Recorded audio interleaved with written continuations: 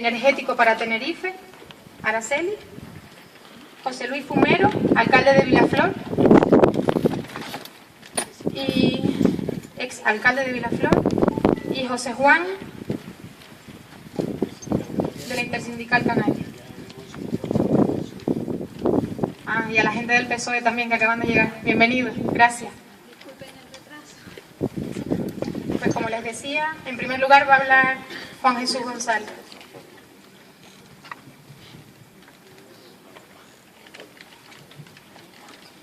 Buenos días. Ante todo, la satisfacción de vernos aquí reunidos por segunda vez en la Plaza de Arico en un debate abierto para hablar de un tema que hasta hace unos años para la isla de Tenerife estaba como escondido, ¿no? De repente esto el problema de los residuos había desaparecido de los pueblos, del entorno más inmediato, y se convirtió en algo como que a la inmensa mayoría de los habitantes no le afectaba para nada. El primer pleno ciudadano participativo que se celebró aquí en el año 2003 adoptó una serie de acuerdos que en su momento tuvieron repercusión. Lo que se discutía en ese momento eran asuntos referentes al sellado del vertedero, que en principio se pretendía hacer con arcilla y posteriormente se reclamó y se adoptaron una serie de mejoras. Y otra serie de cuestiones también, yo creo que tuvo que ver con el hecho de que el nuevo PTOR, que es la parte que a mí me toca tratar, pues efectivamente hubo un debate abierto de toda la sociedad, es decir, se participó en lo que fue la elaboración del PTOR. Y con respecto a lo que se planteó aquí a principios allá por el año 2002, en el verano del 2002 precisamente salió a información pública un proyecto de gestión de residuos en el que no hubo debate social, que prácticamente planteaba como única alternativa la incineración, ¿no? Después de un amplio debate, se consensuó aspectos en lo que fue el nuevo Plan Territorial Especial de la Ordenación de los Residuos de Tenerife, que se aprobó en el año 2009, donde efectivamente había una incineradora, como si dijéramos al final, porque ellos trabajaban con unos datos de crecimiento de los residuos verdaderamente espectaculares. Ellos pensaban que la generación de residuos en Tenerife iba a crecer en la proporción que estaba creciendo en ese momento, allá por el año 2007, que fue cuando estábamos en este debate. Ellos pensaban que iba a crecer al ritmo que estaba creciendo la población o al ritmo que estaba creciendo la construcción. Y ya a esas alturas era evidente que eso no iba a ocurrir. De hecho, tengan en cuenta que según las previsiones del PTOR, de lo que ellos preveían, y que nosotros siempre dijimos en las mesas que aquello era una barbaridad, ellos preveían que a fecha 2013, Tenerife iba a generar del orden de 740.000 toneladas de residuos sólidos urbanos. La realidad es que el año pasado se generaron algo más de 490.000. ¿Vale? Entonces, ese es el motivo principal por el que no se justifica que todos los aspectos que se recogieron en el plan, ¿no?, y que tenían que ver con una gestión sostenible de los residuos, con aspectos fundamentales para nosotros como era la descentralización del tratamiento de la materia orgánica y lo que era la recogida selectiva de la materia orgánica para nuestros suelos. Ténganse en cuenta que aquí en Canarias estamos hablando de una presencia de materia orgánica en los suelos extremadamente pequeña, del orden de incluso menos del 1%, cuando en nuestros territorios la materia orgánica está en ronda el 9-10%. Es una necesidad imperiosa para nosotros coger ese 50% de materia orgánica que hay en nuestros residuos, separarla adecuadamente y llevarla mediante un tratamiento a un compostaje de tal forma que se devuelva a nuestros suelos agrícolas, a nuestros jardines y nos ayude a no depender tanto también de lo que es la cuestión de los fertilizantes químicos que los importamos de todas partes, ¿no? Eso es una prioridad para una isla como esta.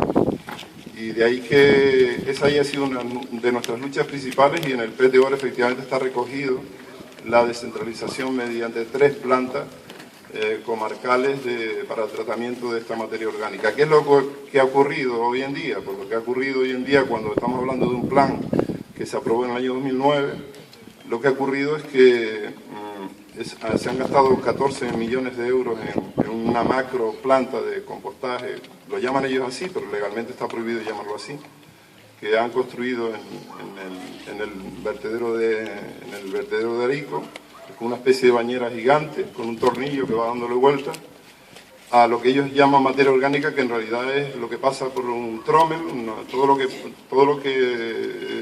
que es inferior a un determinado diámetro que hay ahí, y entonces pasa a esa bañera donde se le retira la humedad, y ellos quieren llamar, y de hecho lo vendieron así en su momento, compost, a algo que procede de una recogida en bruto, y eso hoy en día en España está prohibido por la ley. 27.000 toneladas de lo que ellos llaman materia orgánica, que separaron con este método el año pasado, se deshidrató y fue directamente a parar a la celda de vertedero de Arico. Ni un solo kilo salió hacia nuestro suelo.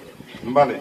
Y esa, tenemos que tener en cuenta que esa prácticamente es el 50% del peso de nuestros residuos, y para nosotros es un elemento vital que hay que recuperar, y la única forma de recuperarlo es haciendo una recogida selectiva. ¿Vale? En el plan, que abría las puertas a cualquier opción, ¿no? Incluso la que nosotros apostamos hoy en día para la mayor parte del territorio insular, que es la recogida puerta a puerta, como se está haciendo con muchísimo éxito en regiones de Cataluña o del País Vasco. Eso es lo que nosotros apostamos, ya en las alternativas hablarán los compañeros de eso. Aparte de eso, el plan plantea un quinto contenedor personalizado, quiere decir que habrá un quinto contenedor en la calle con llave, de tal manera que el ciudadano que quiera adherirse a ese sistema pues pide la llave y colabora y participa, ¿no? Separando sus residuos orgánicos.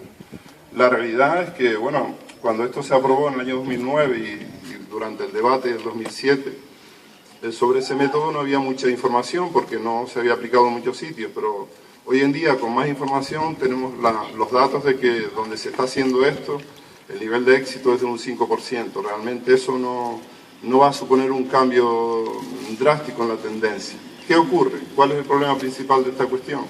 El problema principal es que esta materia orgánica deshidratada, esto que se llama biostabilizado, es lo que ellos quieren convertir en la principal fuente de alimentación de la incineradora, ¿vale? Para nosotros eso no es una opción. Es decir, la materia orgánica en un territorio como el nuestro es completamente sagrada, ¿vale? Y no debemos permitir que ese recurso fundamental acabe incinerado en una máquina de estas características, ¿no? Esta semana el aspecto principal,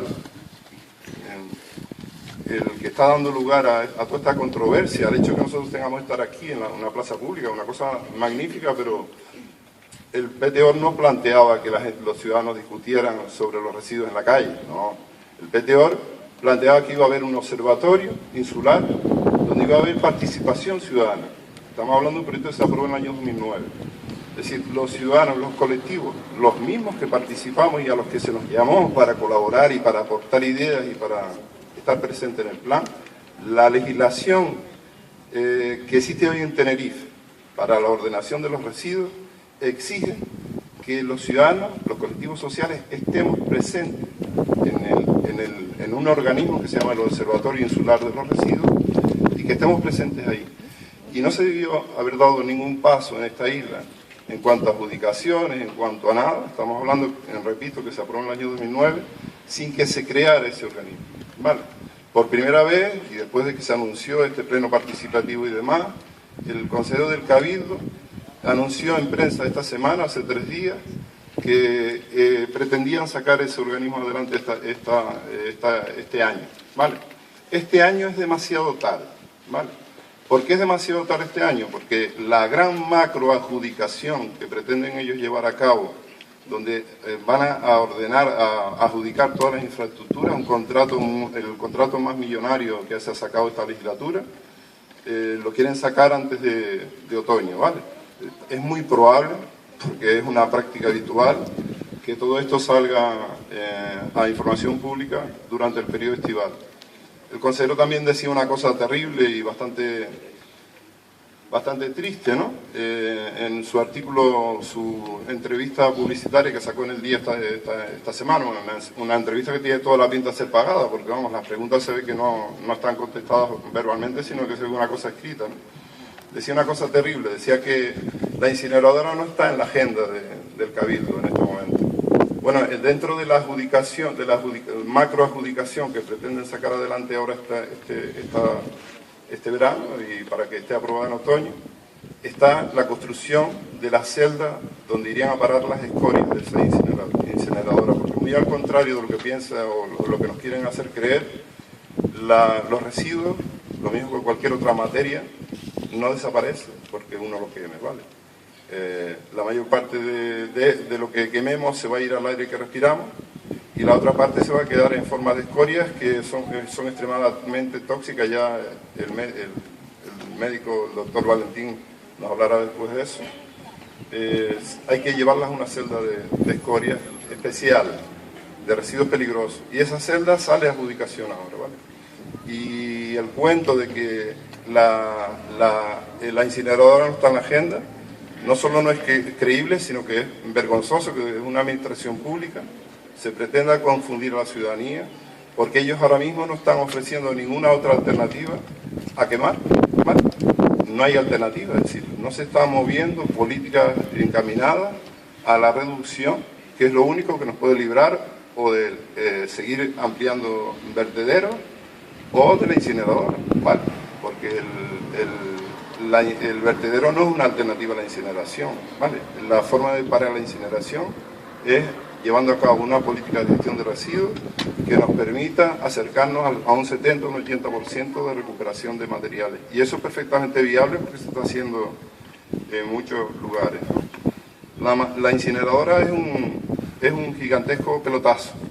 Es un pelotazo que en el periodo en el que se aprobaría, que se llevara a cabo esa concesión, que puede ser de 20, 30, el propio Cabildo habla hasta de 50 años, estamos hablando, si uno multiplica el coste de lo que cobran estas infraestructuras por recibir una tonelada de residuos, estamos hablando de cifras que superan con creces los 1.000 millones de euros. Es una cantidad bestial, ¿no? En el proyecto, en el PTOR, efectivamente, la partida presupuestaria más grande se va a lo que ellos llaman valorización eléctrica, la incineradora, con 220 millones de euros, 220 millones de euros, que sería una hipoteca que vamos, que hasta no sé hasta qué punto en este momento nosotros estamos en condiciones de soportar eso. Ténganse en cuenta que ahora mismo estamos pagando por tasa de vertido del orden de 40 euros, que ya es una cantidad para lo que hacen, está bastante bien, ¿vale? Fue una de nuestras exigencias cuando empezamos con esta lucha, fue que se subiese las tasas de vertido, porque se cobraban menos de 6 euros y con eso no se podía hacer nada, ni era alternativa al reciclaje. Pero ahora mismo estamos pagando menos de 40 euros. En Mallorca, los que gestionan la incineradora reclaman 203 euros por tonelada, de 40 a 203. El gobierno de Mallorca, ¿qué ha hecho? Para no pagar eso, ha hecho dos cosas. Una barbaridad, lo mismo que ha hecho las eléctricas, que es coger y congelar la tarifa, ¿vale? Y y entonces esa congelación, para pagar la diferencia, se ha puesto unos cómodos plazos de 40 años. Es decir, los ciudadanos de Mallorca van a estar 40 años, igual que estamos haciendo ahora con la luz, pagando el déficit de lo que se está dejando, porque políticamente el gobierno no quiere asumir eso y entonces no quiere poner las tarifas a eso para no tener un coste político ahora, y están pagando, nosotros pagamos, repito, menos de 40, ellos ahora están pagando 130, pero la incineradora reclama 203. Y aparte de eso, el gobierno le ha tenido que permitir a la incineradora de Mallorca recibir residuos de otros países europeos. Concretamente, lo último que han aprobado es que van a llegar a Mallorca 30.000 toneladas de residuos de Irlanda. ¿Vale? Está en la prensa por ahí y está publicado en todos los foros. Pues efectivamente de eso es lo que estamos hablando. Y de ahí que el acuerdo, que ahora lo leeremos por ahí, yo no lo tengo en mano ahora mismo. El acuerdo lo que propone fundamentalmente tiene que ver con que no se sigan tomando acuerdos o decisiones del Cabildo sin que se cree el órgano que tendría que supervisar todo eso, donde está reconocido que tiene que haber presencia de la ciudadanía. Bueno, principalmente los tiros irían por ahí, en este punto, ¿no? Porque lo más importante en el PTOR no es no era solo definir qué se iba a hacer, eso está escrito, ¿no? Sino también muy importante cuándo se iba a hacer. Había un procedimiento, ¿no? Y en todas las reuniones se negociaba lo mismo, no, es que como está creciendo la basura, la incineradora hay que ponerla, pero claro, nosotros primero vamos a hacer todo lo posible por evitar que eso sea necesario. La realidad con la que nos encontramos, lamentablemente, es muy distinta, ¿no? Para cumplir la directiva europea en jerarquía, en lo que se debe hacer con los residuos, hay que seguir esos pasos y hay que intentar minimizar al máximo la cantidad de residuos que va al vertedero, y cuando eso esté hecho, entonces ya haremos números y veremos si necesitamos otra solución más drástica y muchísimo más cara, porque la incineradora, el vertedero no es mejor que una incineradora, ¿vale? Tiene un aspecto que es positivo, que un vertedero cuanto menos residuos lleva uno, mucho mejor, pero en la incineradora no. Si construimos una incineradora para quemar 330.000 toneladas, que es lo que está previsto, de donde quiera que sea vamos a tener que buscar durante 50 años las 333.000 toneladas para echar por esa boca. Y si no están aquí, hay que ir a buscar otro sitio. Porque eso incluso no se puede parar, incluso las 24 horas del día, porque esos hornos, para ponerlos en marcha, eso no funciona no es como un vertedero, que si no llevas un camión menos, genial. No, perdón. La incineradora que construyamos hoy en día es una hipoteca que vamos a tener de aquí a 50 años. ¿De acuerdo? Porque esos son los plazos con los que se trabaja en esta cuestión. Vale. Entonces yo por mi parte esto es lo que tenía que comentarles. Muchas gracias y supongo que ahora abriremos el debate.